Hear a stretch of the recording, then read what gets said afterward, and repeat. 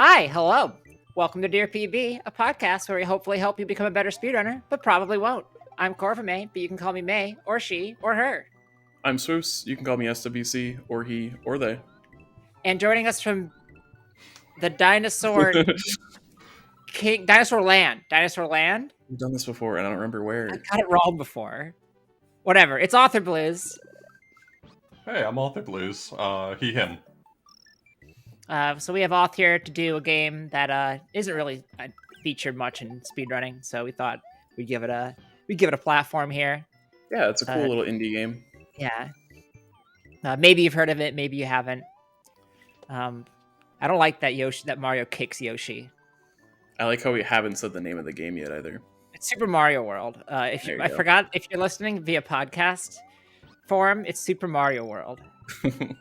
The small indie series Mario.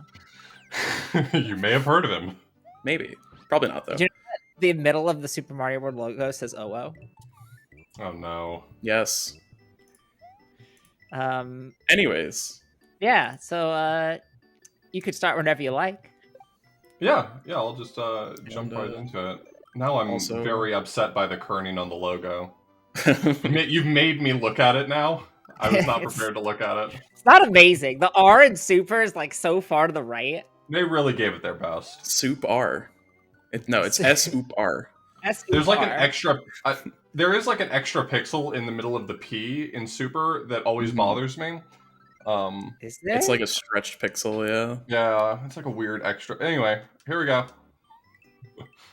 But yeah, I guess you can go ahead and introduce yourself for those who don't know. Yeah, I'm authorblues. I used to do a lot more speedrunning. I do less speedrunning these days. There are no more mountains left to climb for me, so I have hung up my hat for the most part, though I still do dabble occasionally. I was primarily known for Super Mario World and A Link to the Past at one point, but probably these days anyone who does know me probably knows me best for Bubsy and the variety of bad video games that I've run. I thought Lana was a good video game. It really depends on who you ask. That is a really divisive statement. That's what I've heard. Yeah. I'm kind of these days the La Mulana guy. I talk about it way too much, to the extent that even people who like La Mulana wish I would maybe talk about it a little less. We've all been there. It's true. That's this podcast. We talk about things too much. Talk about this is the Hat in Time podcast secretly. Yeah. So like, oh Lord, would it upset you if you found out that I've never played the Hat in Time? No. No, but you should. It's a cool game. Yeah. I mean, we also talk about. I was talking about Pokemon a lot. If you played that, I've heard of it. Yeah. It's also another indie series. Yeah. As opposed to Hat in Time, the gigantic AAA game. Small studio, Game Freak. You might know them. Pokemon. Yeah, you might have heard of them. I mean, they are a small studio. That's the thing. Yeah, I guess that's fair. They like have not scaled very much. So, but yeah, Pokemon. It's made a little bit of money. A little bit. My favorite Game Freak game is always going to be Trip World. So. What about not Mr. Driller, the other one, Drill something. Drill Dozer. Drill Dozer. Yeah, that's them. Drill Dozer owns. That's a really good game. One of these days, I'm going to sit down and finish it. I know about it, but I've never played it. I missed out on so many games I gave a try to a long time ago, because I speedran probably most consistently for like 6 years, and there's something weird that happens to your brain when you speedrun so many games, is that you start to look at everything through the lens of speedrunning. It becomes like, this game is only interesting to me if I think I can play it fast. And so, like at this point now that I kind of consider myself somewhat of a retired speedrunner, it's just kind of fun to go back and be like, there is a lot of games in like a 6-year period that I totally missed out on. Everyone loves, and I can just play now and have fun. This is why secretly my favorite video game of all time is the crossword puzzle on my phone. Because like you've never met crossword speedrunners? Yes. Oh no. Like that is a thing. I mean, there's crossword competitions. Yeah, there's a big one in New York that I would totally do if I lived in New York, but I do not live in New York, and thus there's not really one in Chicago, unfortunately. If there is a game, people will play it competitively. That is true. That's true. That's true. That's true. It's hard to find a game that everyone agrees to just play casually. I mean, is there competitive Animal Crossing? I don't think there's competitive That's like the Animal Crossing. closest thing I could think of. But I mean, there are speedruns for it. There's speedruns for it, so like, yeah. It'll either be played competitively or speedrun. Basically. So you could, like you can turn any speedrun into a competitive race. So like, in a way. Oh boy. Can you turn? Yes. Yeah. Well, okay. There's like co-op board games. I don't know if you can do that unless you did like 2 different copies of the game. It's true. Could you could you race Ticket to Ride? Yeah, I don't. Well, Ticket to Ride is competitive. I mean, I've seen people do speedruns of like the video game versions of board games. I mean, I've done speedruns of Monopoly for the NES. I've fully considered doing speedruns of co-op board games that I own. That's a cool idea. In real life, I've seen something like that before. Yeah, because I kicked the remake of I kicked Return to Dark Tower, which is a remake of a '90s game, Dark Tower, and it's got like this plastic tower, and you like drop skulls in, and then it randomly shoots them out in places, and there's an app that makes it light up and stuff, and it's goofy as heck and it's super fun. And I was like, I could turn this into a run. But the problem is I have to like find people who are willing to do this with me. I really like the idea of us culturally deciding to start calling it kicking a game rather than kick-starting a game. Yeah. I like that. I've never heard that before. I'm going to start using that. That's very good. That's like common board game part like lingo. I think I've never heard anyone say just kick. And really? I love that. Yeah. Yeah. And I'm a little bit of a board game connoisseur myself. I have 2 bookshelves full of board games. I need to get another one. Mine's full. Yeah, mine. Right. I've got board games.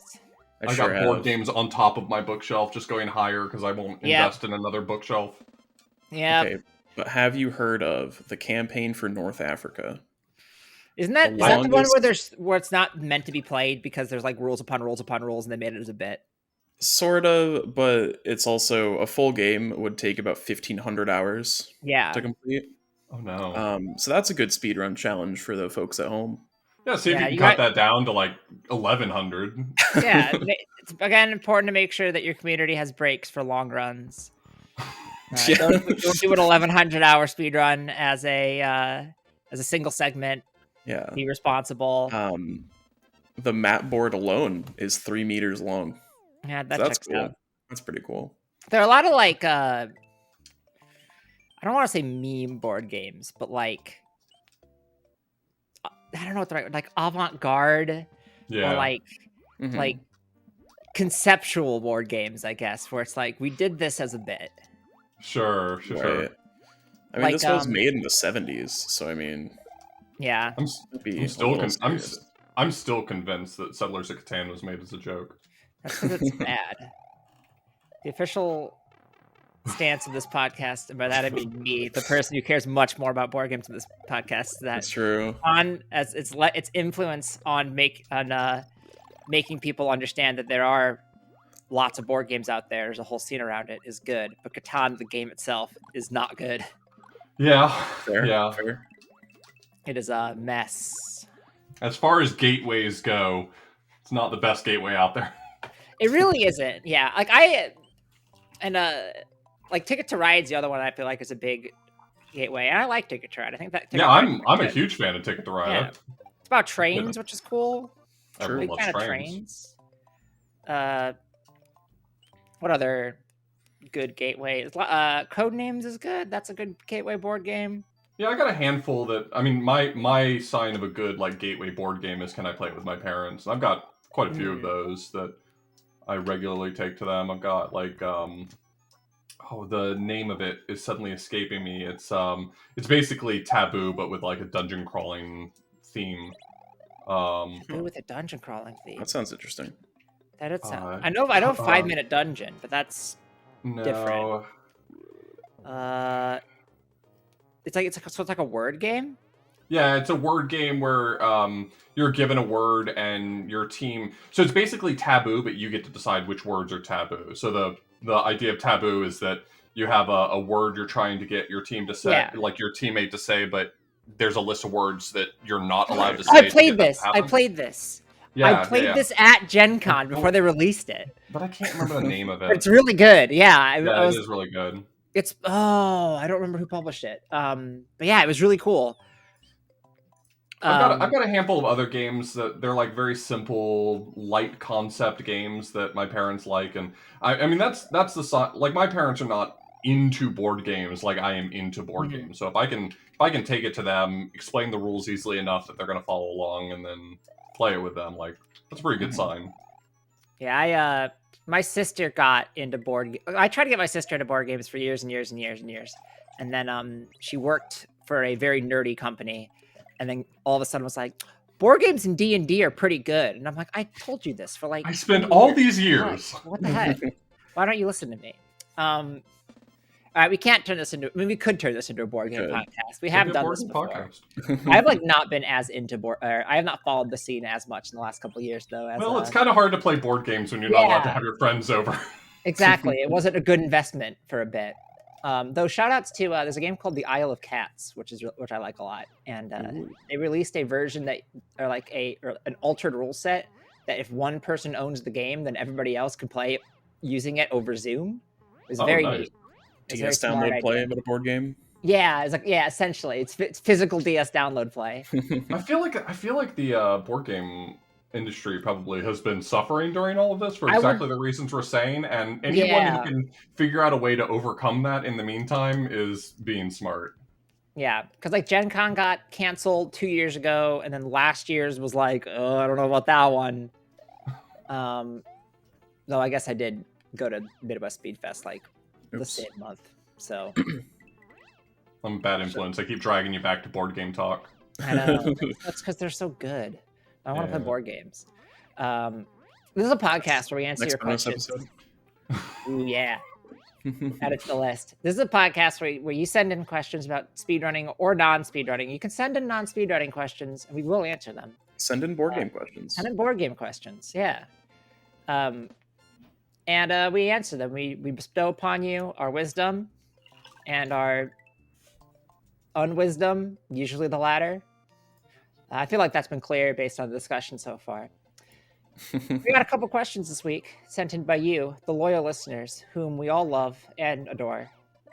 I should have said that with a little bit more enthusiasm. Yeah, I guess. You're all right. No. I was look. Tell us how you really feel. This is just my tone of voice, okay? It's nothing content. Dear PB, do you find there's a specific trick that you never use that would make your run better? But God, at what cost? From Trick Trepidatious. I mean, yeah. I mean, Super Mario World, I mean, the game I'm playing right now is filled with those kinds of tricks. Like ones where if you really sat down and spent the time to learn it, it would save you a bunch of time. But even if you do know how to do it, the cost is most likely losing every run you put. I mean, that is any well-developed speedrun at its core is tricks that have literally no payoff, but you know, a million monkeys on a million typewriters will eventually produce a PB. Like anything movement heavy like that, or any movement heavy game, because like I wouldn't consider like certain strategies in like an RPG necessarily to be a trick. Sure. Yeah, I think those sorts of things are often probabilistic issues rather than skill issues.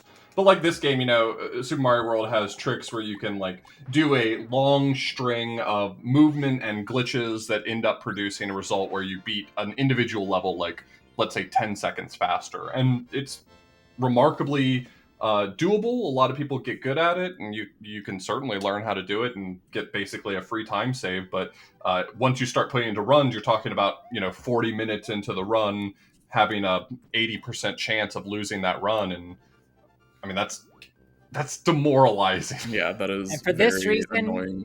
We invented the IL. Yeah. Yeah. Yeah, it's either you practice for 200 hours and then get it like 45% consistently, or just hope you get it. Yeah. In terms of a less like I guess movement heavy game. There's a bike pass in Oras that I do not do on bike because it is like a single tile. If you hit it, you lose a ton of time or lose your run. And I just get off the bike and it loses like a second, and that's fine because it's a 3-hour run. Yeah. And I do all the other things, so it's okay. Is this the I don't know what's going on here. The wings. Yeah. The wings, that's right. I know there's like an ace thing you can do, but yeah, there's a glitch where you can create blocks by duplicating them, and in some cases, if you duplicate the right types of blocks, it can have certain types of items in it. It's fairly long-winded, tedious explanation, but the long and the short of it is you can end up getting like Yoshi wings, which end the level immediately if you have a Yoshi. Oh, I feel so bad every time I watch this series or anybody run Mario in any sort of context. It's like, man, the number of Yoshis that we've lost. Don't pity Yoshi. You don't know what he has done to runs. He has not earned our pity. He's wait, hold on. There's only let me. I'm gonna look up Mario Superstar Baseball characters and determine if Yoshi is worthy of our pity. Very specific. Is that the metric? Is that the one that matters? That's the metric. That's the metric. Yeah. I mean, I guess I do decide how good or how important Mega Man characters are by how good they are in Mega Man Soccer, so I get exactly. All right, so Yoshi's a 5 out of 10 batter, a 4 out of 10 pitcher, a 6 out of 10 fielder, and a 9 out of 10 runner. That's like he's a speed captain. I don't know. All right, according to this random tier list that I saw on the Mario Baseball subreddit, Yoshi is top tier. All right, never mind. Apparently Yoshi doesn't. Well, then maybe Yoshi doesn't deserve our pity because he's top tier and like. Right. He's already good. He already has it all, right? Exactly. So. I want to say Wario's like. I think for the speedrun they use Wario. Is that right? I don't know. I looked at running Mario Superstar Baseball at one point. I still kind of want to. I know a couple people that have done it. It's got really good. It's got really, really good announcing. True. The strike and ball, the umping, the strike and ball calls are very good. Who's the umpire in Mario Baseball? I don't know who it's supposed to be. Is it Lakitu? I think so. It's also the same guy that voiced Falco in the new Smash games. Interesting. And you wouldn't know. It does not sound, because Falco sounds like Falco, and Lakitu in that game is just like strike. Kind of just screams. He just screams strike, yeah, and then he goes ball. Yeah, it's pretty good. They should make another one. They keep making soccer. Why do they keep making soccer? It is the most popular sport in the entire world. Okay, yeah, but also, like, why not more basketball? Mario Hoops 3-on-3 port for Switch, Considering it's the Japanese making it, you would think that there would be more baseball games. That's what I would think too. There's like so much Mario Golf and like and tennis. It's golf, tennis, and where's Mario Hockey? Tennis has gotten the most, right? That's a really good point. I don't know if I understand like the business decision to do golf. Maybe it's because everyone like, whether or not they play it, they implicitly understand it well. Yeah, it's simple. Same with tennis. You just hit the ball back and forth. Yeah. In fact, if you love one of those sports, please do not at me about how your sport is actually more complex than I'm. No, tennis is really hard. So is golf. Like they're both really hard. But like the fundamentals of them are simple. Yeah, That's what I'm getting at. Yeah, you can explain to somebody how golf and tennis works very quickly. Why is there not a Mario mini especially tennis? Mario mini golf. Mario mini. Why is there not a Mario mini golf? That would be cool. It Most should just be like popular sports by viewership worldwide. Mario. All right. So here. So in the order of how Nintendo and you, Doug Bowser, you can hit us up. We're available for consulting. The order in which they should be making sports games if they want to capitalize on the market. 1, soccer, obviously. Yeah. Obviously. 2, that's got to be like cricket. the top 3. Yeah. Cricket. I would buy Mario Cricket immediately. Cool. Also, oh my god! I do want to say, Mario Golf for the 64 does have mini golf. Oh, Okay. Okay. It does. Problem solved. You know what the problem with Mario It has Golf? not been in since. The best golf game is Golf Story, and I will. That is. Yep.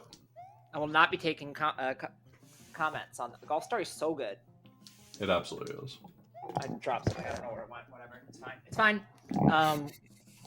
They're making Sports Story, and I'm very excited. All right, number 3, basketball.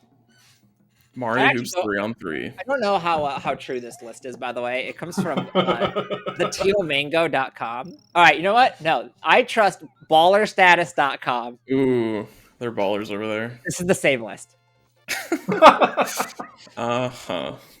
Okay, so according to this, it's soccer, and then cricket, and then hockey, which is not what I would expect. Yeah, that. And there's never been a Mario Hockey, as far as I know. I don't think there has been. Mario characters, I think, have been in hockey games. Okay, so Mario Sports Mix has hockey. Got it. Okay, and maybe like Winter Games has it. Possibly, yeah. Yeah, and then tennis, so that makes sense. That makes sense to me, yeah. And then volleyball. I think Sports Mix also has volleyball. And then table tennis, which we have Rhythm Heaven, so that covers that. That's also in the Olympic Games. And then basketball. Mario Hoops 3-on-3. And then baseball. All of the Mario baseball games. And then rugby, another sports game, which if they made a Mario version of, I would immediately purchase. I want to say that's also in Sports Mix. No. Mario... I might be wrong. Oh no, it's in the Olympic Games. It's in Olympic Games, yeah. It's in Olympics. But if they made a full Mario rugby game, I just want like niche sport. I mean, okay, these are really popular sports, but niche sports like football. Yeah, no, niche in the context of America, specific, which like nobody watches cricket in America, right? But I want Mario Cricket that actually lasts like full Test cricket lengths of time. So like weeks. No, it's like a week. It's not weeks. Coming this fall, Mario Crokinole. Yo, yes. I want where's Mario Shuffleboard. Ooh. That's like a Wii Sports Resort game. What if they made like Mario Mario Trials Evolution? That'd be good. 10th is golf, by the way, so that does make sense. Maybe golf just has a much bigger international following than I'm aware of. I think of golf as sort of like an intrinsically American sport. Mm-hmm. Like what other country has the space to give up that much real estate to a giant field of grass? Yeah, I guess. Golf is really popular in South Korea, I want to say. Interesting. Okay. Yeah, I know it's really popular in like the UK, but like at the very least, there are a lot of South Korean professional golfers. Huh. Having thought about this more, I think what I actually want is games that aren't normally Mario sports games to become, or sports that aren't normally Mario sports games to become Mario sports games. Because I would also play Mario football if they made like American football. Like if they made NFL Blitz, but it's Mario, that would rule. Because NFL Blitz rules. Yeah, that's true. So Mario Sports Superstars is a 3DS game. It has football, like soccer, baseball. It has soccer, baseball, tennis, golf, and horse racing. So all the games that already exist and horse racing. Okay, are they all Yoshis or are they on regular horses? I think they're actual horses. In Olympic games, I believe they're regular horses. So you said there's a Mario horse racing game. It's part of Sports Superstars, yes, and they are on like actual horses. Is Yoshi riding a horse? I have so many questions I need. Okay, on a scale from 1 to 10, how many horses? How many horses are in the horse game? I need to look at. I need to see Yoshi riding a horse. There it is. There's Yoshi riding a horse. Please post this in the group chat. I'm posting this. I found like a Let's Play from someone with 5 million subscribers.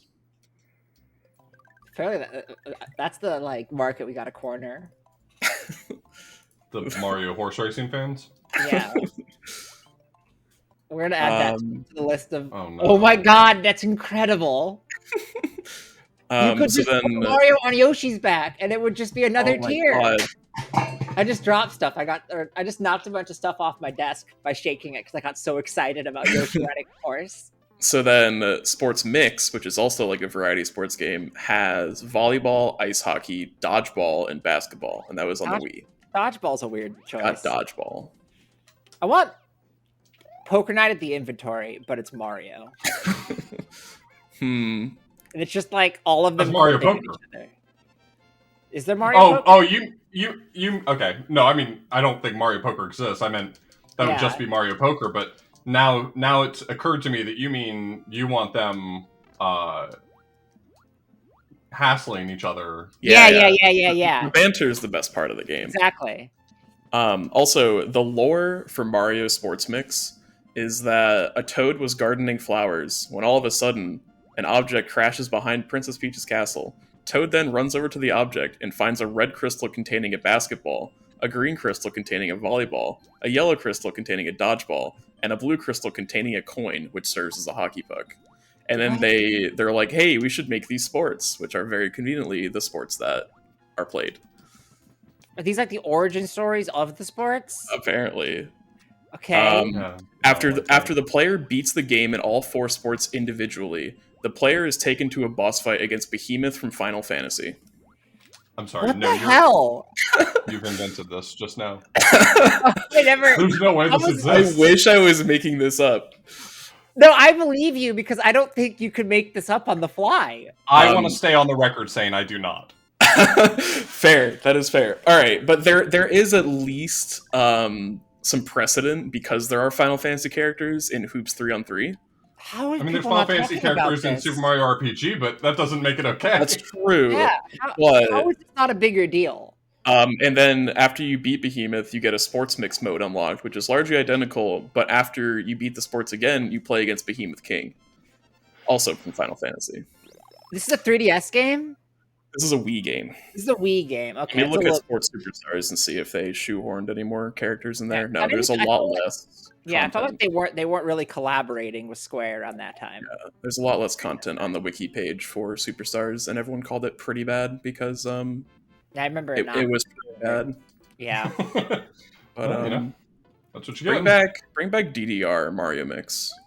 I owned that and it was very fun. Yeah. It had some bangers in it.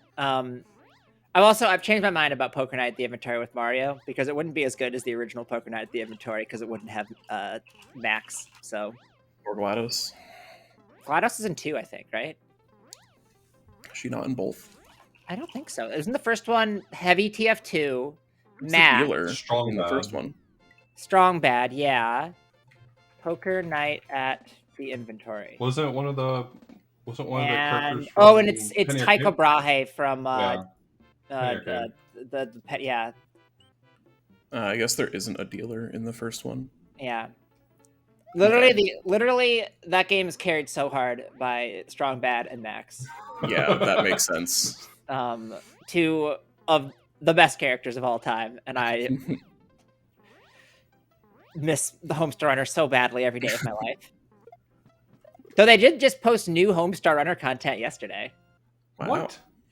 So, you know the Doll-E like AI image generator thing? I know it very well, actually. Yeah, somebody did a bunch of Strong Bad screens of that, and they voiced them all. Oh, and wow. it is completely incomprehensible, and I find it's honestly very unsettling. But it's on their Twitter. That's the problem with when people are really good at things, is that then they find success in more traditional forms, and then they can't make the things that were really good in the original that I want because they're too busy having money and success and stuff. Why won't they make the things I want? Exactly. Honestly. There aren't any other obscure Mario sports games. I'm sorry to let you all down. List of sports. This is what this has turned into. Mario Sports. Well, okay. There's Mario's done skiing, I believe, because that was an SSX3 on the GameCube or something. Also, it's probably in Winter Olympics in some capacity. Mario. I'm pretty sure Mario's done archery in the Olympics. 100%. Definitely done gymnastics. Definitely done swimming. Badminton. I think that's Olympics. Okay. Bobsleigh, I'm pretty sure. Has Mario bowled? I mean, bobsledding's in Mario Party, so we're good there. That's true. True. Has Mario bowled? There's Not including the mini game in Mario Party 1, Come where on. okay, I do like that. Side mode in Mario Party 8. Interesting.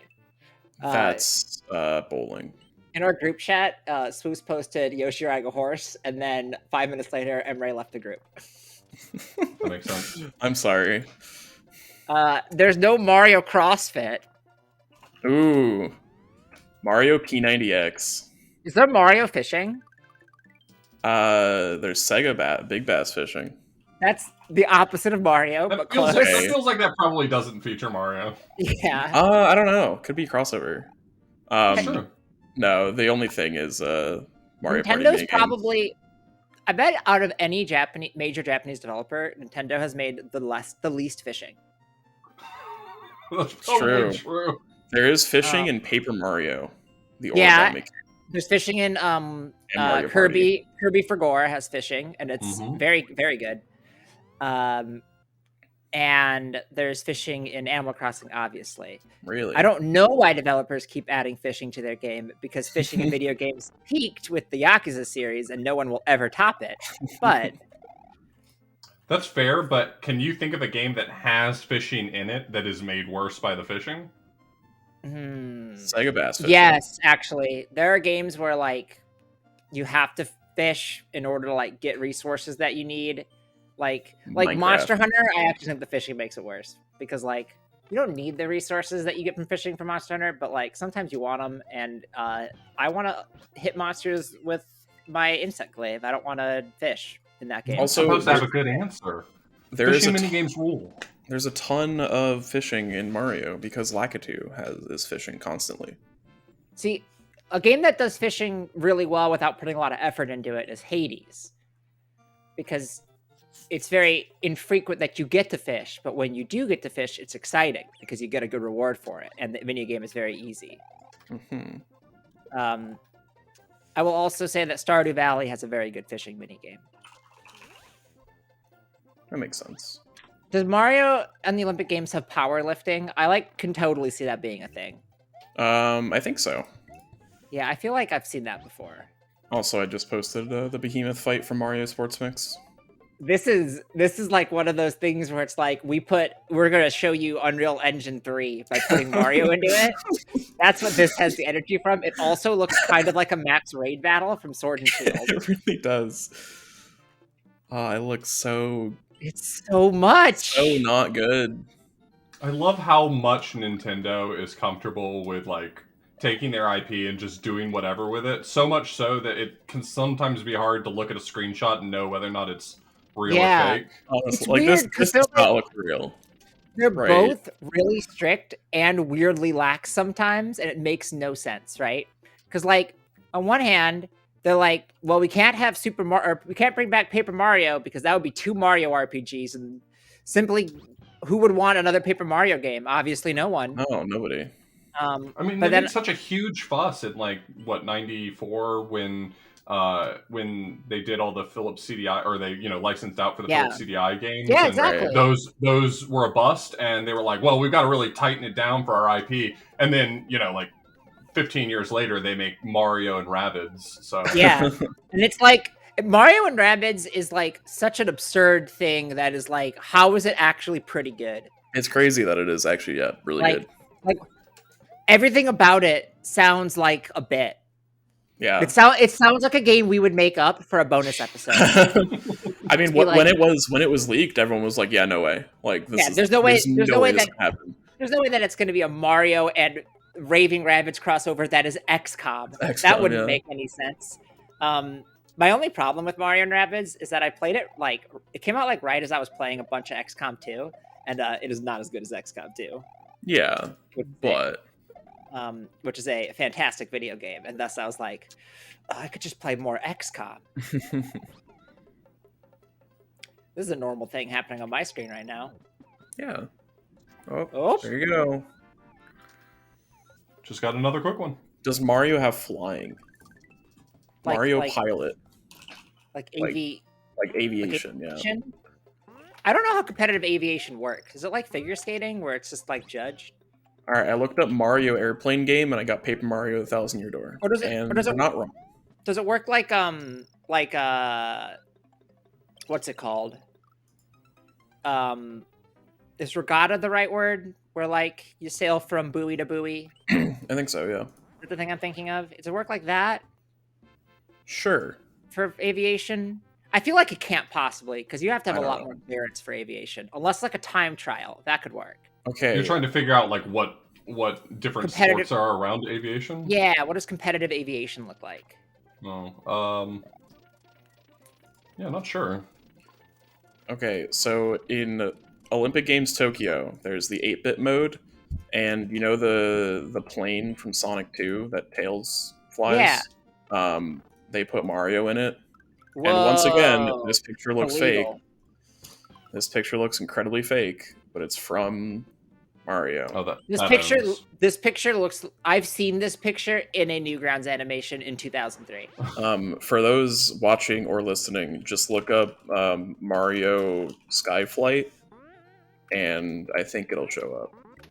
Like this, 1000% has the energy of like a crappy sprite animation on Newgrounds, and they're gonna like crash the plane, and it's gonna be bad. It really does. Yeah. Mario crossovers are special. Yeah, they're very interesting.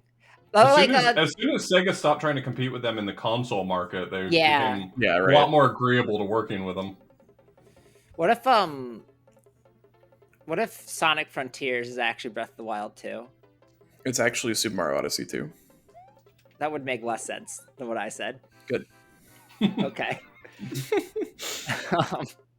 Anyways, it is. Yeah, that is the point of it. It's Breath of the Wild, but there's a lot of floating platforms that make zero sense. No. I mean, literally, Breath of the Wild 2 is Sonic Frontiers. Oh.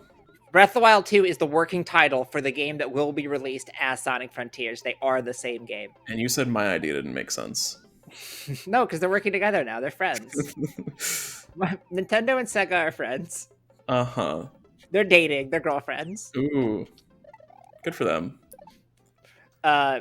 Maybe the worst idea I've come up with this on this show is shipping large corporations. That sucks. Anyways. Yeah. All right, dear PB. By the way, we answer questions of the show. Oh wow. Yeah, dear PB. What is a live speedrunning event like? Sorry, that's the whole question. What is a live speedrunning event like? Activities, ambiance, expectations, etc. From In Person and Inquisitive.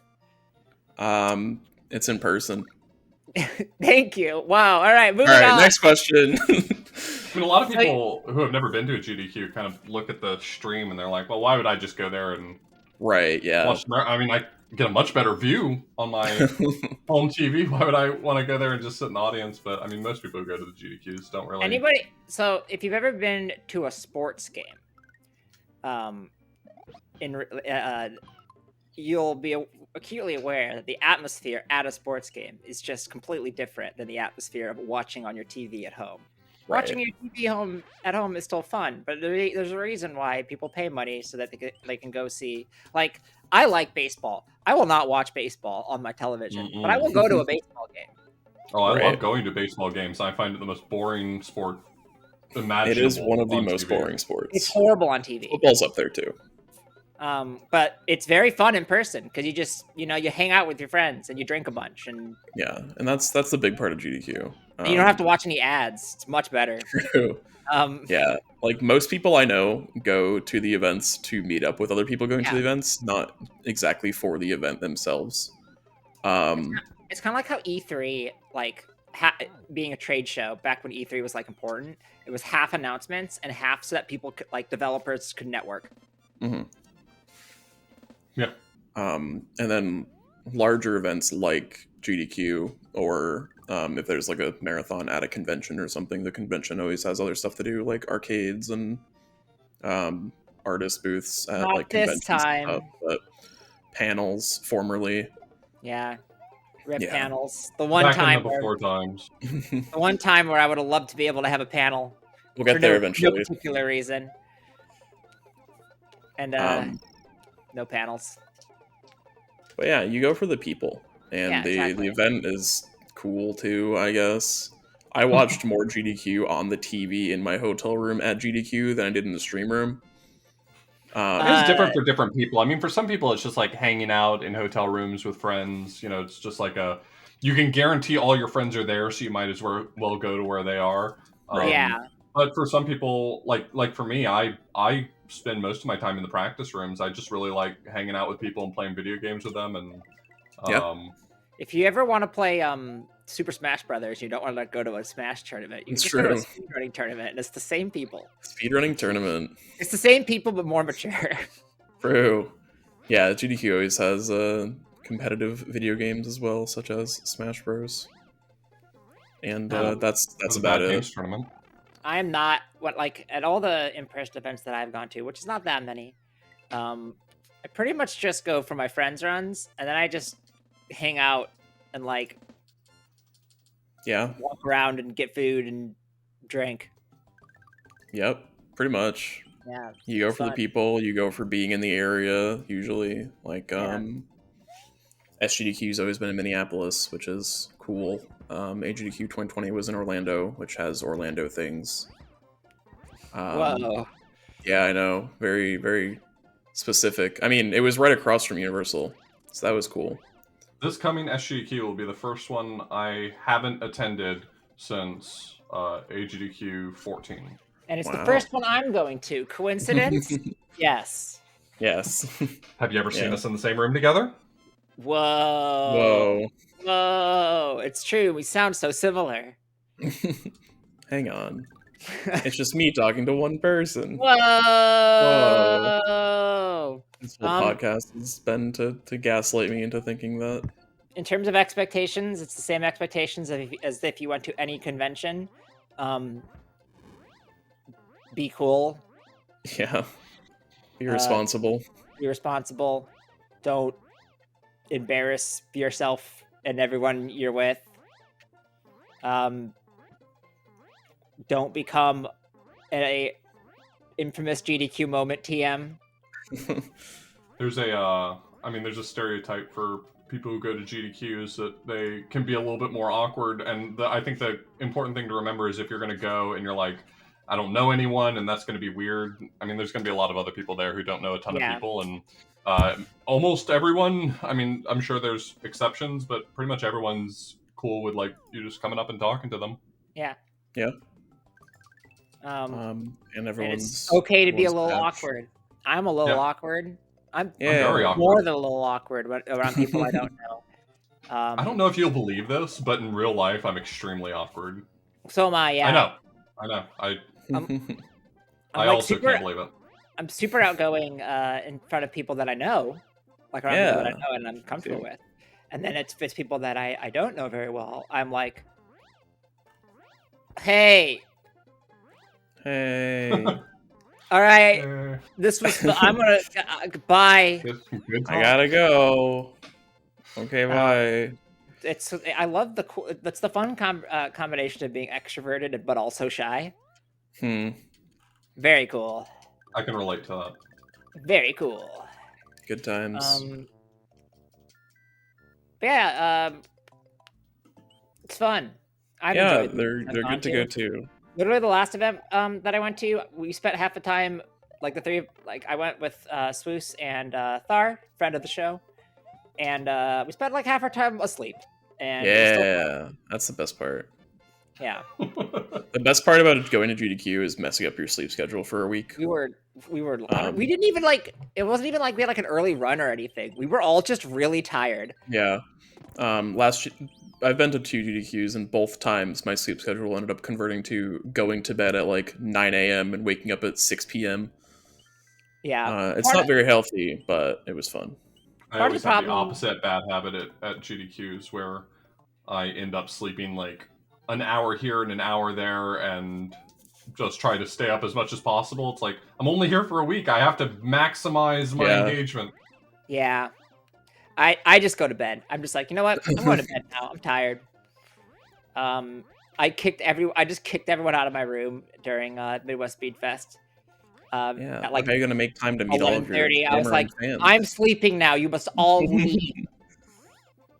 The first GDQ I ever went to, I pulled 2 all-nighters.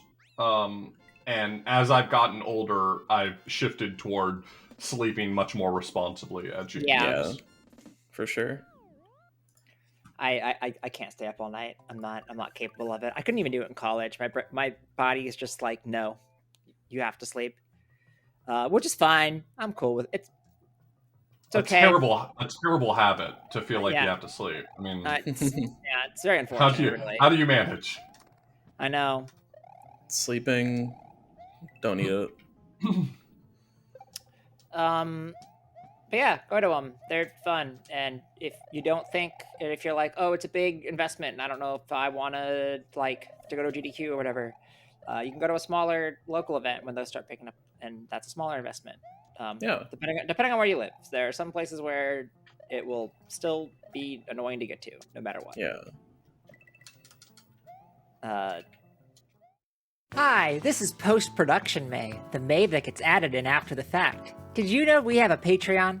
If you're already a Patreon subscriber, this message isn't for you. Thank you, we love you, you can tune out for this part.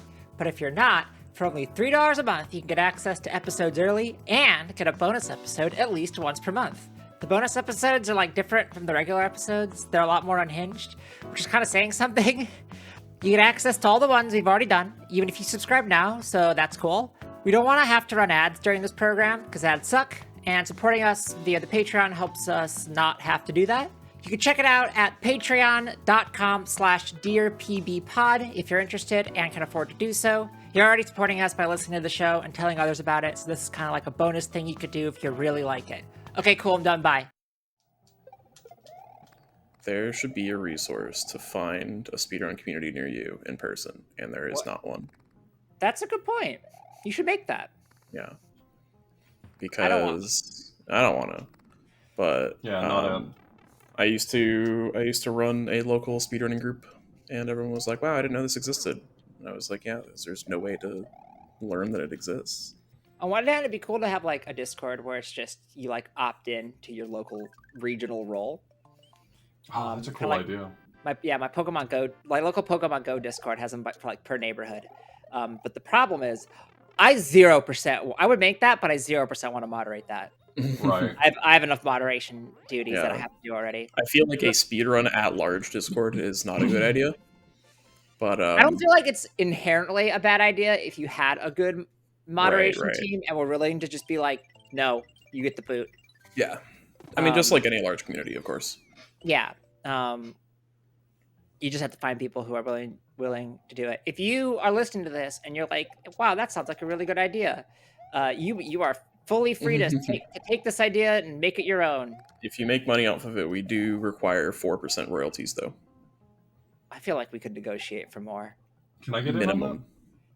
Yeah. Each of us get 4%. All of us, yeah. Okay. Yeah. You're part of this. Congrats. Thank you. Yeah, that would be a cool idea. Someone should do that. Because there are local communities. I mean, there aren't too many, but there are. And obviously, people live near other people and could make local communities. Yeah, and you can we certainly have some of that already. Well, I mean, I guess it's more like regional marathons, and some people do travel for it, but a lot of the people are probably local. So like Midwest Speed Fest and Calithon, people will travel for those things, but you anticipate that most of the people there are probably more local. Yeah. Even Midwest Speed Fest is like as somebody who is Midwestern and thus goes to Midwest Speed Fest, right? Though I can't go to the next one because it conflicts. Minneapolis is still 6 hours of driving from me. It's not really local. That's the problem with Midwest, is that it's a catch-all for such a wide swath of land. Yeah. If you're in Chicago and you don't already speedrun, but for some reason you listen to this podcast, you should get in on that. Yeah. If you're in Austin and you don't already speedrun, but you're listening to this podcast, you should get in on that. I don't know where you live. That's okay. If you are, we're authors.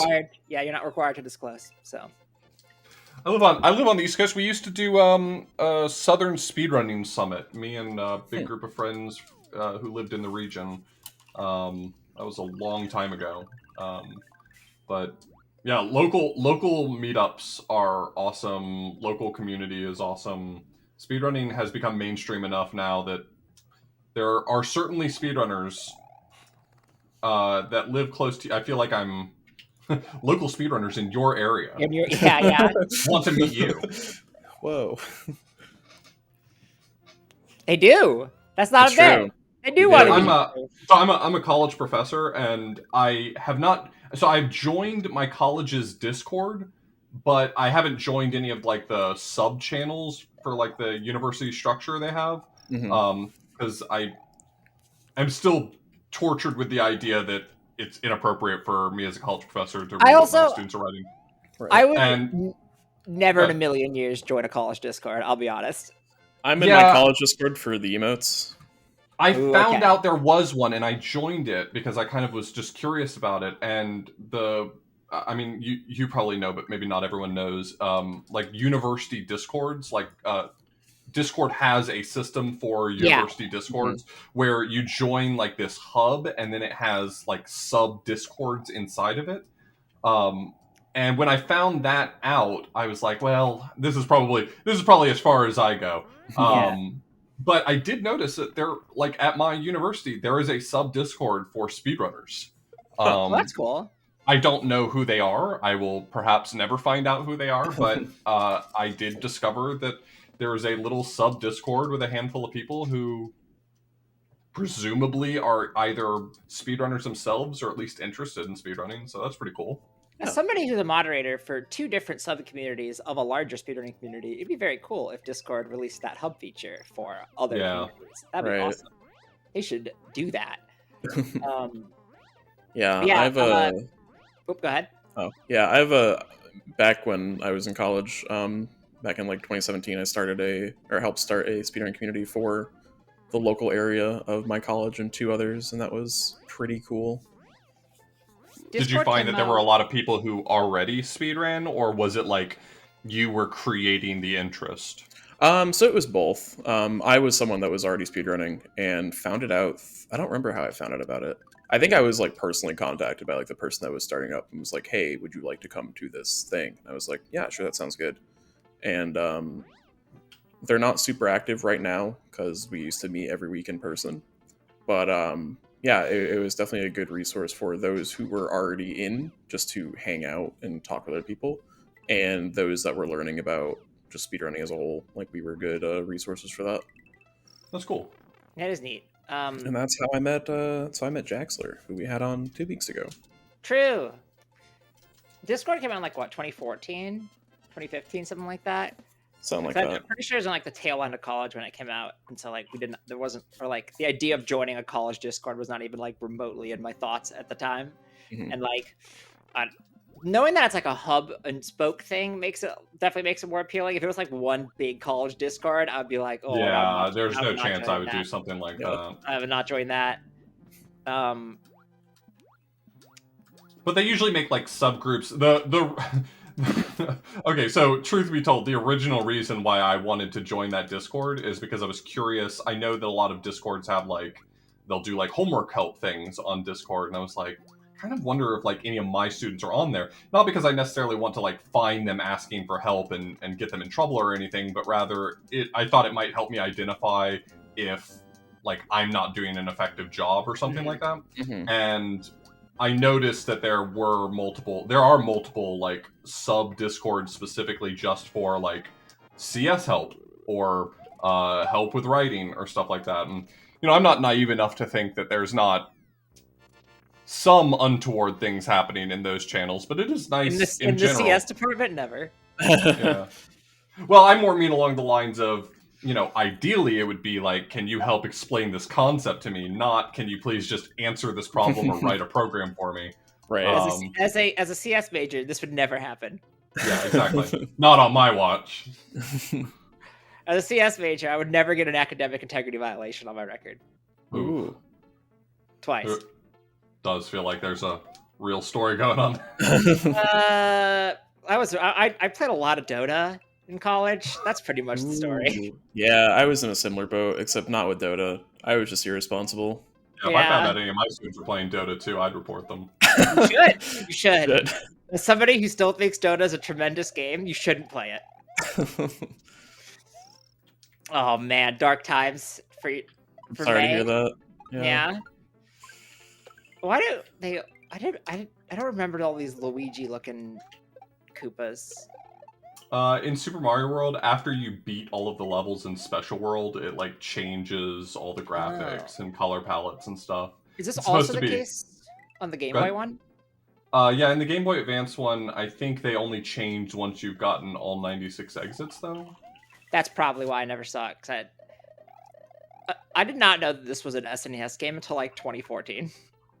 Yeah, that was a weird wake-up call for me when I joined the Super Mario World community, because at least at the time I joined it, it was mostly people who grew up with the SNES game, and like a few years later, you know, I started in 2013. Like a few years later, we had actually a pretty significant influx of new runners, and they were all people who were like, I only ever played the Game Boy Advance game. Wow, this is so interesting that there was a Super Nintendo version. It's like I'm dying on the inside. Yeah. I'm turning to dust right in front of me. Yeah, really. I think Court is the same way. I'm pretty sure Court is the person I know who is the same boat of like playing the Game Boy Advance 3, because the Game Boy Advance was just a SNES. So like, yeah, pretty much. That's also where I played Link to the Past originally. Okay. SNES is like the only Nintendo console that I didn't own. I didn't own a Nintendo console until the GameCube. My parents just didn't buy any, so which is fine. I had a PlayStation. Wow. Yeah. I didn't have my first non-Nintendo console until I went to grad school and said, I'm going to buy myself a PS2 so I can finally play Kingdom Hearts. Yeah! Yeah. I mean, I wouldn't do it on PS2. I would do the re-releases on like PS4 or whatever, but... Well, sadly, those didn't exist. I don't think that was an option. Yeah. Wait, this is the thing that happened in the past. I misheard. I was talking about when I went to grad school. Okay, I heard this is for some reason my brain read that or like heard that as this is something you are planning to do. No. Well, when you do. When you do, yeah, no, that was probably not an option then. Probably not. Yeah. Yeah, when you all were too busy playing whatever Banjo-Kazooie, I was busy studying the Ridge Racer. Actually, were you a Nintendo World Championships kind of person? Not me. I didn't. Back in 1990. I was not born. No, then, I'm not quite that old. I would have been a prodigy if I were a Nintendo World Champion in 1990. Yeah. Okay, I learned this week that a bunch of the old Nintendo shows are on Paramount Plus. Huh. So I was the old Super Mario cartoon or something? Yeah. So like the Super Mario World Captain N sub-series, which I don't know if Captain N is even really in. We watched half an episode before we were like, oh, the novelty of this is worn off, and it is in fact just quite bad. They also have that happens really fast sometimes. They have the Mario 3 series. It's very they have Sonic Underground.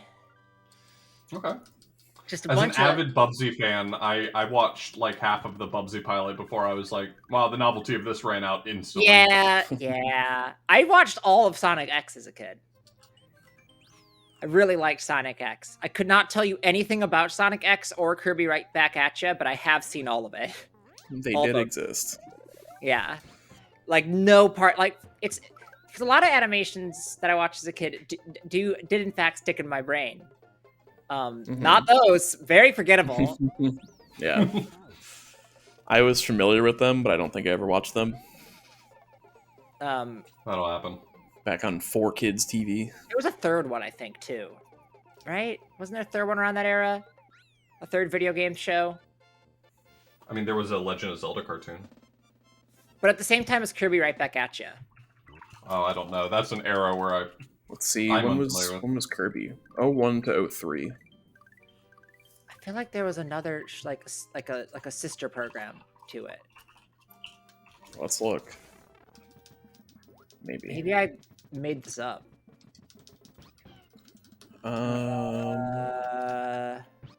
Angry Birds.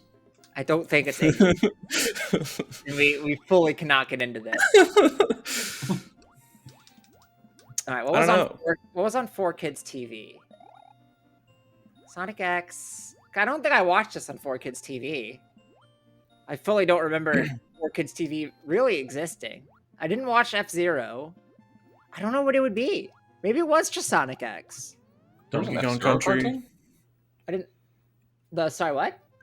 There was an F-Zero cartoon? Yeah. Have you not seen the clip? There's an F-Zero anime. Yeah, it was anime.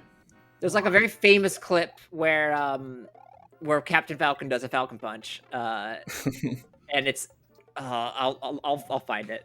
Falcon Punch anime clip. Is it this one? It's very good. It was probably the Donkey Kong Country show. That's the thing he's known for. Watch that after we end the episode. It's extremely good. All right. I like the thumbnail. This was like, I feel like it was like a meme for a bit, I think. I don't know. Back when like memes like back when memes were like not what they are now. Yeah. Back when memes meant something. Back when memes lasted more than 1 week. There are some memes that still mean something. Like Among Us has truly just like survived in the cultural zeitgeist in a way that we have not seen in quite some time. It has had deleterious cultural impact. Yeah. Yeah. We'll see if Morbius can also It won't. I don't think it will. It's lasted quite a while. It's been like a month. That's true. That is pretty long in the lifespan of memes, but remember when memes used to last like years? Like all your base was a meme for like 14 years. Remember when Rickrolling was the only meme that mattered? It still is.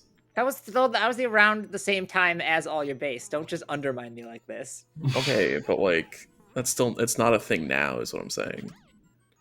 I mean, all your base isn't a thing anymore? Barely.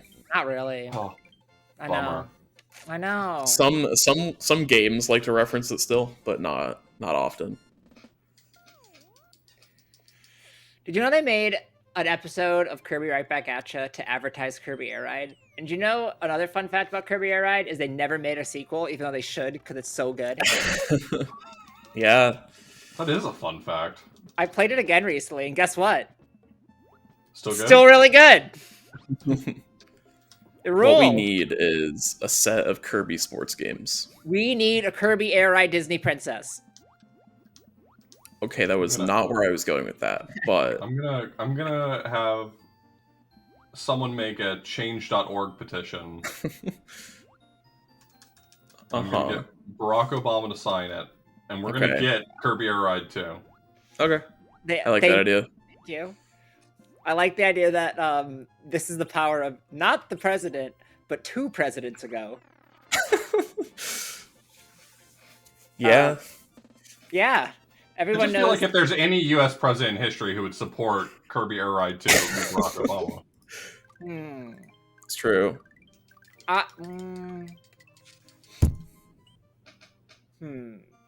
Ruffin B. Hayes, maybe? I don't feel like you're wrong. I feel like Biden would not support Kirby Air Ride 2, but if you told him about Kirby Air Ride 2, he'd be like, I don't know what that is, sure, whatever. I was thinking maybe John Quincy Adams, but... Yeah, maybe I've seen the John Adams miniseries, and I do remember the part where he did play Kirby Air Ride 1 with his wife, and it was probably my favorite episode, so I think he would probably do it too. That's true. Yeah, it was a really good episode. I recommend it. Yeah. Dear PB. This one's long, so... You're ready. Dear PB, hello. I wanted to ask, is the fragmented character of the speedrunning community, in the sense that there's a separate community for each game, something good or bad? For example, it seems to not be possible to have a holistic strategy for growing the scene. Speedrunning has grown a lot these last years, but it seems to be growth mainly motivated by a few speed games, and so said growth remains within that circle. Here I'm thinking of Super Mario 64 being played by a lot of large streamers and stuff. Or does this even matter at all, and is the popularity of speedrunning even something to care about? From the Penguin Classics edition of Majora's Mask, which is extremely good name, thank you. I have thoughts about this, but... Oh boy, you have thoughts. Oh, yeah, if anybody else has thoughts, I'll let you go first. I mean, I think that observationally that's mostly true. I think that for the most part, growth does seem to be contained to whatever game people pick up. But I think that I think that's a symptom of a different problem historically in the speedrunning community. I think there was a really good time in the early speedrunning community where all of the really well-known and talented speedrunners felt comfortable kind of diversifying because none of the games were super optimized. So you could run 10 games and get world record in all of them, and that was fine. Mm-hmm. And I think it's symptomatic of the fact that you can't really do that anymore. So speedrunners who kind of want to make a name for themselves, you have to play exactly one game and you have to play it all the time. And diversifying is basically just another way of saying not getting world record. Like it's and so I think what ends up happening is speedrunners come into speedrunning, they discover it and they're intrigued by it, and they play their game, and they don't see role models of people who do play a lot of different games and play them well. Yeah. And so they don't branch out, and so speedrunning as a whole doesn't grow, just that game grows. You know, if I watch, I don't know, Punkation or someone play Super Mario 64 and I'm like, this is really impressive, I want to learn to speedrun, you kind of discover really quickly that first off, all of your role models only play Super Mario 64, and if you'd ever like to get anywhere as good as them, you can only play Super Mario 64. So you don't really join the speedrunning community, you join the Super Mario 64 community. Yeah, maybe they play another game in the same series. Yeah. Right, All right. This is going to be an episode where we really bury the lead on the serious conversation, but I have strong opinions about this. One, over-centralization is very bad. This was a major problem in Pokemon speedrunning for a very long time, and it was why that the super giant Pokemon speedrunning server split up into a bunch of smaller servers. And pretty much everyone agrees that has made things better. Not everyone, but it's pretty universal. Like, it's a super majority, at the very least, if people are like, yeah, this is better. Because it allowed each sub-community to actually like govern themselves in a way that like they saw fit. It reduced a lot of friction because you didn't have to get like buy-in from every single like from people who like are in the community at large, but not within the individual games community, and so like voiced opinions, but like didn't really have an impact and just wanted to say stuff for the purposes of saying stuff. If that makes sense. And it also helped with just allowing a lot more people like get into leadership roles. In one, because there were more leadership roles, and two, because a lot of the legacy was like the legacy and the momentum was broken from that. Like a lot of things in terms of communities are very momentum based, where once things are set up, it's easy to just continue with them, and it's hard to change stuff. Like it requires effort to change something, and it doesn't require effort to keep something the same. And thus, like, momentum will always be, or like, the status quo will always be easier and unthreatened unless something happens or somebody like makes the effort to try to change that. So that's why, super centralization is bad. Now, within speedrunning, there are centralized organizations that have a large platform, specifically GDQ and ESA, right? And that's where it's more interesting to me in terms of growth. And it's like, this is part of why I really dislike GDQ's policy of whoever has the fastest time is the person we're accepting, without any sort of additional analysis over like the individual runner, because like it goes back into the thing that you mentioned before, Auth, about how if you want it, like a lot, like so many games are so hyper optimized now that if you want to be the best runner, you have to play a game, or at least you can't be like a variety runner. And so if you do want to be a variety runner, then you're pretty much relegating yourself to you're either playing something super super super obscure that nobody else runs, or you're not going to be on the largest stage, and that sucks. And then I think part of it too is like you do see, like you see a lot of recurring names in GDQ, which I mean makes sense. It is like a lot. There are a lot of people who are, or there are a lot of games that bring a lot of donations. GDQ is primarily a charity thing, even though like it does have a responsibility as the like flagship speedrunning event as well. There are it's easy, like, even if even if the submissions committee doesn't like think they have bias towards people, they do. Everyone does. Like we all, like every marathon organizer has intrinsic biases. You can't, like, that's just a fact of life. And so you do see like repeat names and stuff, and like that. I think that, and like that tends to essentially like show the same games as well a little bit too.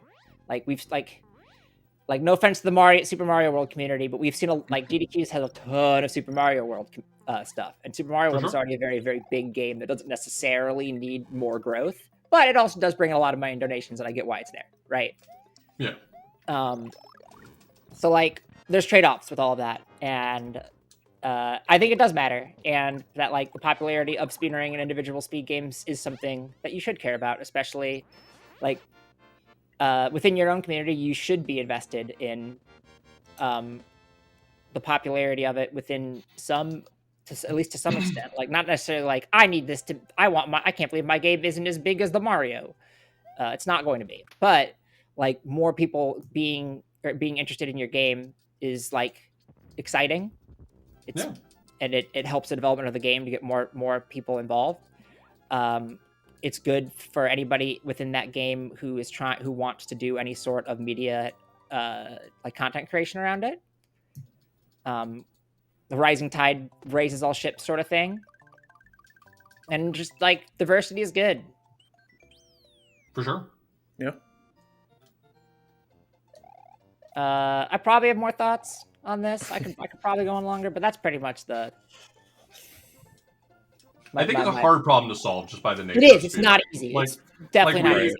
Like speedrunning is a catch-all concept, but it looks very different for every single game, and there's a lot of value to the fact that every speedrunning community operates more or less independently, because I don't want the people who run SM64 to decide how my speed games should be run and managed. But like for every positive that you mention for that, it comes with its own drawbacks naturally. Yep, so for sure. Yeah, I mean, overall, the whole fragmentation thing I think is beneficial for those reasons. Like if you're a runner of, I don't know, Super Mario World, you don't have as much of an interest as growing the entire Mario series speedrunning as you do for your own specific game. Mm-hmm. So you'd be more focused on your game, obviously, because that's what you run and know most about, versus, I don't know, Mario Superstar Baseball. So it's a matter of what you're looking to grow. Like, do you want to grow the series as a whole, which doesn't really matter, honestly, because that's like, you'll do that by growing individual communities. And then it comes the matter of just growth as a whole. Like, a game like Minecraft is going to be huge for speedrunning because it's a huge game, period. Like, a game that you've never heard of probably isn't going to be that popular unless there's some really cool thing about it, or like some meme about it that lends itself to popularity. But if you're trying to grow a game that 25 people have played all time, you're not going to. Versus games that like naturally lend themselves to having more interest, like very popular games. Yeah. So you really just need to, I guess, look at the big picture of what is feasible. And yeah, and I think like a lot of like if you're in a smaller community, there isn't really a lot that you can do within that community other than just try to like sell your friends on it, essentially. Yeah. It's very difficult, which is why I really like and like it's why I really appreciate efforts from larger names to or like people who with larger platforms to go and platform smaller communities, like things like Hotfix and Speedrunning Underground and things like that. When they do focus, like the ones that focus on smaller games, I think are really good because it like puts it out there in front of people so they know that it's a thing and people can go like, oh wait, that runs really cool, or I'd never even heard of this game before. Yeah. Things like that. And I think that's the thing that has a big impact and like should be encouraged. Yeah. And like anytime stuff gets into marathons, like that helps too. And it's like the burden of growing the scene sort of falls onto the largest names. And it like depends on whether they use that platform to like talk about Mario 64 only, or to like do other stuff too. And like no one's obligated to make content about things they don't care about. And if you only care about Mario 64, that is fine. If you're an organization, maybe it's a little less fine, but yeah, I mean, really the only way to grow a game today is to give it attention. It's very hard for people to just find an unpopular game natively. There are obviously people that are like, I'm going to run a game that nobody else runs, and they find something that looks kind of cool and do it. But that's not the general populace. Yeah. Right. That's why we on this show, we like to showcase smaller games like Super Mario World. Of course, Thank yeah. We've actually had a good mix, I think. Yeah, for sure. Yeah, because the only way that people are going to learn about your game is by seeing it or having it be in a marathon or at something like Hotfix. Exactly. People know about the Mario series unless it's like a spin-off game that like isn't popular. But like, yeah, you don't need to get 64 into a GDQ to make people know about 64. Exactly. That doesn't mean it shouldn't be in, but having it in isn't going to help you really grow because it's just going to grow naturally. But if you have a game like, I don't know, Hat in Time. Hat in Time that people already know about, a game that people Time and GDQ again. Death Wish is so good. Okay. A game that people don't know about, and it's at GDQ in a not horrible time slot. Even if it isn't in a bad time slot, you still have like 60,000 people watching. You're going to get people interested in your game, or at least know about it. Like even like mid-size, like smaller, like even smaller, like I don't know how the right way to phrase this. Mid-small like creators within an individual scene can have an impact. Like the number of people who've told me that they ran Alpha Sapphire because they were like, this nightmare game that you run looks fun for some reason. I don't believe the evidence in front of my own eyes. I mean, I've gotten that. I've kind of gotten that with Hat in Time too. I've gotten people interested in speedrunning it because I've made a tutorial for it, and if you give people resources to learn a game, they will learn the game. They will learn it. It's true. You can learn this run. It is a game you can play by Swoos, the series. Yeah. If your barrier to entry is horrible and all the runners don't want to help out people, then people aren't going to run it. That's another part of it. Make your game good to run. Like, offer resources if possible and things like that. The more people that stick with the game, the more people they'll tell about it, and then it goes exponential. And then in 7 layers of your multi-level marketing scheme, you'll have the whole world. Somebody told me that they're running ORAS because I talk about it so much on this stupid show. So like, oh boy, like you can grow. That's just incentivizing bad behavior. Exactly, and like, yeah, Pokemon obviously, isn't the smallest community out there, but the 3DS community is actually pretty small relative to all the other. I mean, DS is maybe a little smaller than 3DS, right, just because I don't know why, really. I actually don't know which one's smaller, but yeah, 3DS, like, because of the barrier to entry and just like Gen 6 and 7 are bad. Oh my god. Yeah, is and a like smaller community, but it's grown a lot in like even like the past like year or so. yeah, And there's like people in like there are a couple of us who are like at every waking moment are like, you should run ORS, you should run ORS, you should run XY, you should run ORS. And that's like kind of all you can do. If you're a marathon organizer, then there's a little bit more you can do. You can also throw a marathon to feature your own game. This has never happened before. I've seen that before. Maybe. Is that the end of the run? No, I don't Okay, think so. okay. Yeah, No, video, it was a networking video did a hiccup. funny real quick. Yeah, we're good. We're good. For the Um, benefit of the listener, it went great for a bit, but now we're back. Yeah, I mean, like, playing perfectly. If your marathon has only The Legend of Zelda, and it's like only Ocarina of Time, don't do that. I mean, if it's Ocarina of Time-thon, then that's true. fine. If it is themed to certain things, obviously keep the theme. Don't call me out as the person who runs Pokemon only marathon. If you make a Pokemon only marathon and only run Pokemon, this is your problem. No, like if you run a variety marathon and are only picking the same games every time, try not to do that. Yeah. I say this as someone who submits the same game to every marathon, but like I mean, there's nothing wrong with submitting the same thing, but as an organizer, you should vary it up. If you are a submitter, recognize that you're not going to get it every time with the same game, because variety is important. So it's true. That's why I'm proud to announce Dear PB-thon, where we only have games that have been on the show before. That'd actually be kind of cool. The way to do this is to go to our YouTube channel and watch all the videos in one big playlist. True, and then also like, comment, and subscribe. Yeah, make your own Dear PB-thon. Link in the description. And you can even choose which games Unless you're watching on YouTube, then you're already watching it. Wow, you're already there. You're ahead of the curve.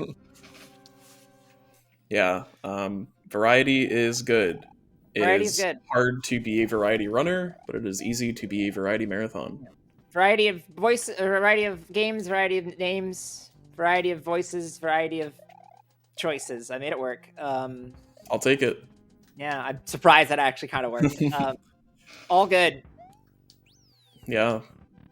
Yeah, I think by the end of it, I ended up, but by the time I guess informally retired from speedrunning, I've speedrun at this point like almost 200 games, and I think the good thing is just you kind of learn to appreciate what makes different games tick. You have a if you are a fan of watching, if you are a speedrun appreciator, learning a few games really gives you a sense of appreciation for what you're seeing. So I think even I think even speedrunners who are really focused on one game, learning a second game can really give you a lot of appreciation for how different it is to try to translate those skills over.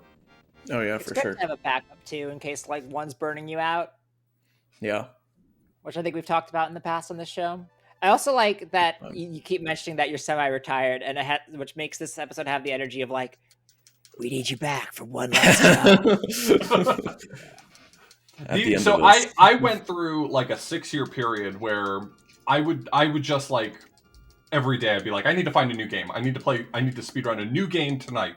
And then the next day I'd pick I need another new game tonight. And I would just do that for so long. And now someone should do that. Oh, and now it's just like sometimes I'll see a game and I'll be like, someone needs to speedrun this. I am someone. Yeah. I'll do that. But I guess the difference is that I used to have a very strange appetite for speedrunning that was unlike most people I know, and now I have a much more normal appetite, and I see that as weird. I always get into the mood where I want to run a game, and I just don't find anything that I want to run. It's like, all right, this sucks. Or like I'll try something and it just doesn't land for me, and then I just go back and I can play more stupid Pokemon. Right. Like I consider doing there's a couple games that I've like considered doing that like I told people that I was gonna do Hypnospace, which is not even like it's a quick run too, and I love it. And then I was like, what if I just didn't? Then I didn't. I mean, for every game I've run, there's been at least another game that I started learning and said, no, I'm not really feeling this. Right. I think last time I looked at the folder I have, my live split folder that has all of my splits files in it. It's something like 450 files in there. Lord. Wow. Yeah. But I've only got like, I think just shy of 200 on speedrun.com because not all of those materialized into a run I actually wanted to do. Makes sense, yeah. There are also games where it's like, I'm like, oh, I would love to speed. I feel like the speedrun would be a really cool thing to do. And I will never be able to be good at it because of just the way that my brain works. Like, Hardspace Shipbreaker is a tremendous game. And I was like, oh, this would be a really cool speedrun to do. And then I was like, wait a minute. I'm bad at this game normally. I'm really bad at maneuvering in 3D space without gravity. Yeah. It's hard. Really cool game though. I recommend it. And it just got a full release. Nice. Video games are cool. Video games are pretty good. I would have to agree. Unpopular opinion, but yeah. Somebody, you know what? Someone had to say it. Yeah. You know, we beat around the bush for too long, but finally we're out here. We're saying the controversial opinion. Exactly, and that is video games cause enjoyment for some people. True. And just like sausages, don't ask how they're made. True. Oh man, I read the Fallout 76 article today, and I was.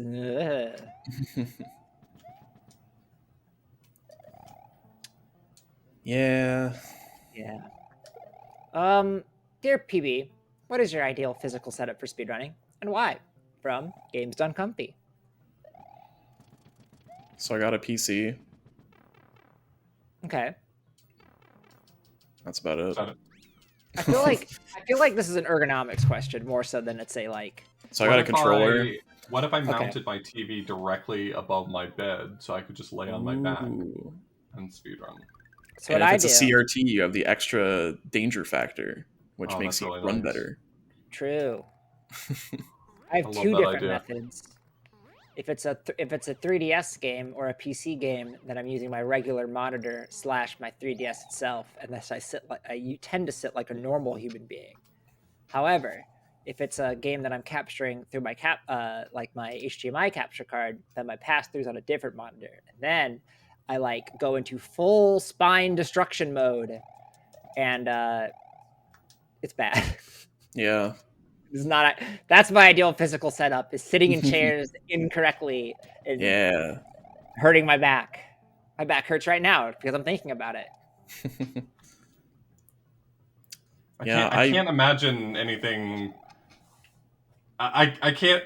I mean, I can't really imagine doing anything other than what I already do. I mean, when I find myself at like an event or something, and it's not exactly the home setup I'm comfortable with, I feel so off. So I can't imagine an arrangement other than the one that I currently have, sitting in a computer chair in front of a TV, like 3 feet away from me. Yeah, exactly. That I'd prefer. Well, with Switch games where I use a wireless controller, it will be sitting farther away from the TV again because I'm like fully reclined backwards, destroying my spine. And then with the 3DS, I'm usually pretty hunched over, again destroying. The point is that no matter what I'm doing, it's bad for my spine. Yeah, I pretty much only run PC games, and even when I run a game that's captured, I run it through OBS on my PC. Because my capture card is good and it has maybe like a frame or two of lag, so it's really not a big deal. What if it's a frame perfect trick?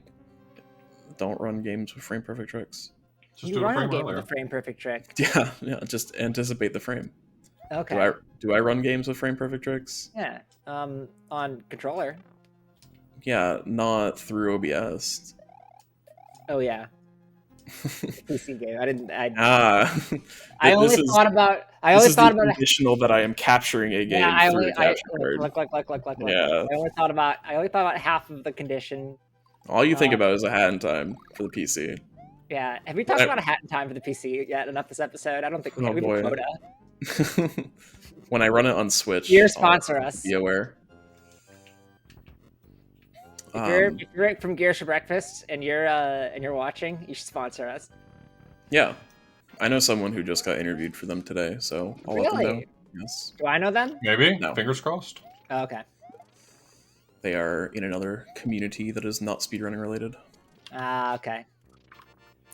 But yeah, I kind of just sit at my computer and have a day. How many exits we got left?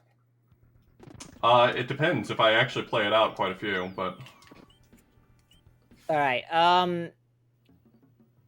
It's 3:40. Oh, I've revealed too much about the behind the scenes of the podcast. It's current time of when you're listening. We will this episode has already gone extremely long, and thus we will probably not have time to actually finish the run, which is fine. Yeah. We knew this going into it. That's the rule on you, viewer. Is that we all knew that we were going to finish this run beforehand, but we didn't tell you that, so you would get committed. What you can do instead is that you can go to one of the fine links that Auth is about to tell us about, where you can watch his PB, and then you'll see the end of the run. Why don't you tell us where people can find you so that they can go watch the end of the run? So you can find me all sorts of places. Twitter, YouTube, and Twitch all are authorblues. If you have a pretty beefy computer, you can pull up my speedrun.com profile and check out what I've got there. You'll find my Super Mario World PB, and don't look at where I am on the leaderboard. Just admire the very fast Mario Man. Numbers aren't real, I assure myself, as I ran my PB into the leaderboard.